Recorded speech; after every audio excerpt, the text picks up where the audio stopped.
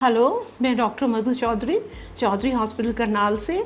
आज जो मैंने टॉपिक आपके लिए चुना है वो है मेंस्ट्रुएशन या मेंसेस।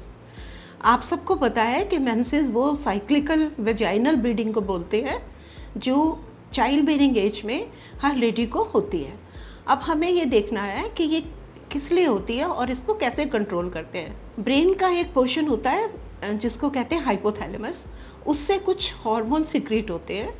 हार्मोन वर्ड आपने बहुत बार सुना है। ये केमिकल्स हैं जो ब्लड में मिक्स होकर टारगेट ऑर्गन तक पहुंचते हैं। हाइपोथैलेमस से जो स्टिमुलेटिंग हार्मोन आते हैं वो एक ग्लैंड जो ब्रेन में होती है उसको हम बोलते हैं पिट्यूटरी ग्लैंड। पिट्यूटरी ग्लैंड के दो पार्ट होते हैं, एंटीरियर और पोस्टीरियर। जो एंटीरियर पार्ट है उससे कम से कम 7 हार्मोन्स निकलते हैं जो हमारे बॉडी के ऑलमोस्ट सब पोर्शंस को कंट्रोल करते हैं। उसमें से 2 हार्मोन जो होते हैं वो हमारे रिप्रोडक्टिव उसके लिए ज़्यादा इम्पॉर्टेंट है। पिट्यूटरी के पिछले हिस्से में सिर्फ 2 हार्मोन जो हाइपोथैलेमस से आते हैं वो स्टोर होते हैं। ये जो पिट्यूटरी ग्लैंड है वो छोटे ब्लड वेसल्स के साथ, छोटे छोटे कैपिलरीज के साथ बिल्कुल कवर्ड होती है, इसलिए इसके जितने सिक्रेशंस होते हैं वो ब्लड वेसल्स में आके और सीधा टारगेट ऑर्गन तक पहुंचते हैं। हाइपोथैलेमस ने पिट्यूटरी को स्टिमुलेट किया। पिट्यूटरी से जो हार्मोन निकलते हैं वो ओवरीज में जाते हैं, ओवरीज को अफेक्ट करते हैं। ओवरीज वो 2 ऑर्गन हैं जो यूट्रस के दोनों साइड पे होती हैं। ओवरीज से फिर हार्मोन निकलते हैं जो यूट्रस पे असर करते हैं और वो मेंसेस को या प्रेगनेंसी को उसको कंट्रोल करते हैं। तो आपने देखा कि एक मेंस्ट्रुएशन के लिए कितने हार्मोन्स इफेक्ट करते हैं। दूसरा हमें ये देखना है कि एक मेंसेस के बाद नेक्स्ट मेंसेस जो आते हैं उसके जो बीच का पीरियड होता है उसको हम कहते हैं मेंस्ट्रुअल साइकिल। इसके बारे में भी आपको जानना ज़रूरी है। सब गर्ल्स को, लेडीज़ को जानना ज़रूरी है। उन लोगों को ज़्यादा ज़रूरी है जो प्रेगनेंसी चाहते हैं और उन लोगों को भी जो प्रेगनेंसी नहीं चाहते।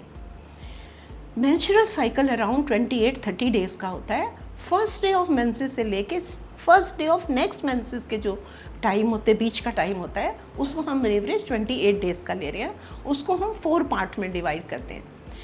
इस 28 डेज़ के फर्स्ट 5 डेज़ में ब्लीडिंग होती है। उस 5 डेज़ में ब्लीडिंग इसलिए होती है कि उस वक्त जो हार्मोन का लेवल है वो मिनिमम होता है। इसके बाद में धीरे धीरे जो वो हार्मोन लेवल है, ओवरी से जो हार्मोन आ रहे हैं उसके असर से धीरे धीरे हार्मोन लेवल राइज होने लग जाता है और ओवरीज के अंदर एग बनने शुरू हो जाते हैं। जो एग है वो बनते हैं, फिर बढ़ते हैं और एक स्टेज ऐसी आती है कि जिसपे वो फुली मैच्योर हो जाते हैं और वो फर्टिलाइजेशन के लिए, मतलब फादर के स्पर्म्स के साथ फर्टिलाइजेशन के लिए रेडी हो जाते हैं। ये जनरली 28 डे साइकिल के 14th डे होता है।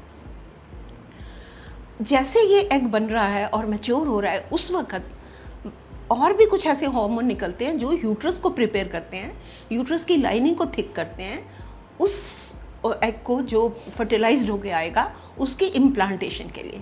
उससे यूट्रस की जो वॉल होती है वो थिक हो जाती है और उसमें एक तरह से कुशन बन जाता है ताकि जो फर्टिलाइज्ड एग है वो आए और वहाँ पे इम्प्लांट हो। इन सब के लिए स्पेशल अल्ट्रा जो हार्मोन्स है उसके एक स्पेशल लेवल की ज़रूरत होती है। ये किसी ऐसा नहीं कि किसी भी लेवल पे ये काम करना शुरू कर देते हैं। अगर प्रेगनेंसी हो जाती है फिर तो 14th day, next 14th day के बाद हमें मेंसेस नहीं आते।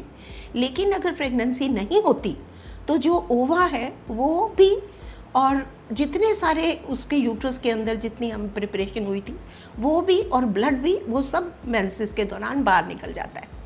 उससे आपको ये पता हो जाए मेंसेस के जो ब्लड होता है उसमें ब्लड तो होता ही है, उसके साथ में सारी यूट्रस की वॉल जो बनी थी और प्रेगनेंसी नहीं बैठी उसकी शेडिंग हो जाती है और उससे म्यूकोजा के थोड़े सिक्रेशंस होते हैं। तो इस सारे को मिला के हम मेंसेस बोलते हैं।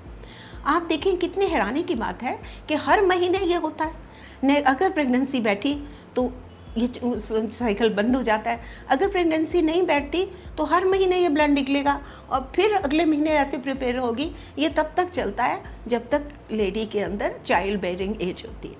अब हम ये देखेंगे कि नॉर्मल एवरेज क्या होता है। नॉर्मल एज जो स्टार्ट होने की, जिसको मिनार्की बोलते हैं, वो होती है 8 ईयर्स से लेके 15 ईयर्स। उससे पहले या बाद में अगर वो होता है तो वो नॉर्मल नहीं मानते, पर हमको थोड़े से अल्ट्रासाउंड से या ब्लड टेस्ट करके उसके बारे में पता करते हैं।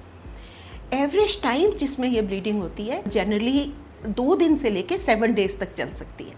अगर ये 2 दिन से कम हो या 7 डेज से हो तो अगेन हमें हार्मोन लेवल चेक करके उसकी ट्रीटमेंट करनी पड़ती है। एवरेज ब्लड लॉस जो मेंसेस के दौरान होती है वो 2 टेबल स्पून से लेके 5 टेबल स्पून तक हो सकती है। अगर वो खून जो उसमें कम जा रहा है तो उसको हम बोलते हैं हाइपोमेनोरिया। अगर वो बहुत ज़्यादा जाता है तो उसको बोलते हैं हम मेनोरेजिया। नॉर्मल एज जो रुकने की होती है वो होती है 40 से लेके 52 या थोड़ा 52-55 तक एक्सटेंड हो जाती है। नॉर्मल कलर ऑफ जो ब्लड होता है वो रेड कलर होता है। अगर वो ब्लड यूट्रस के अंदर काफ़ी देर तक रुका रहता है तो वो ब्राउन हो जाता है। अगर उससे भी ज़्यादा देर तक रुकता है तो वो ब्लैक कलर का हो जाता है। जो भी पेन हमें मेंसेस के दौरान होती है, थोड़ी भी पेन नॉर्मल होती है। वो एक हार्मोन जैसा सब्सटेंस होता है जिसको प्रोस्टाग्लैंडिन कहते हैं, उसके असर से पेन होता है। प्रोस्टाग्लैंडिन का फंक्शन होता है यूट्रस के मसल्स को कॉन्ट्रैक्ट करना ताकि जो यूट्रस के अंदर ब्लड है वो बाहर आए। उसी की वजह से थोड़ा बैक पेन होना या लेग पेन होना नॉर्मल होता है। लेकिन अगर एक्सेसिव पेन होता है तो फिर अल्ट्रासाउंड से हमें और दूसरी वजहों का पता करना पड़ता है।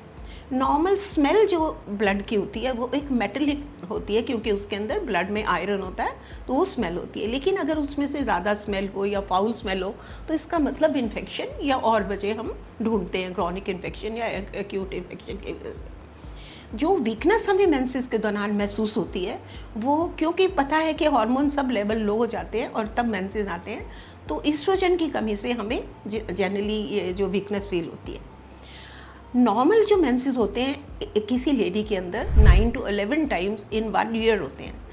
अगर वो 9 से कम होते हैं 1 साल के अंदर तो उसको हम ओलिगोमेनोरिया बोलते हैं। अब आपने देखा ये कितनी सारी कंडीशन है जो यूट्रस को इफेक्ट करती है।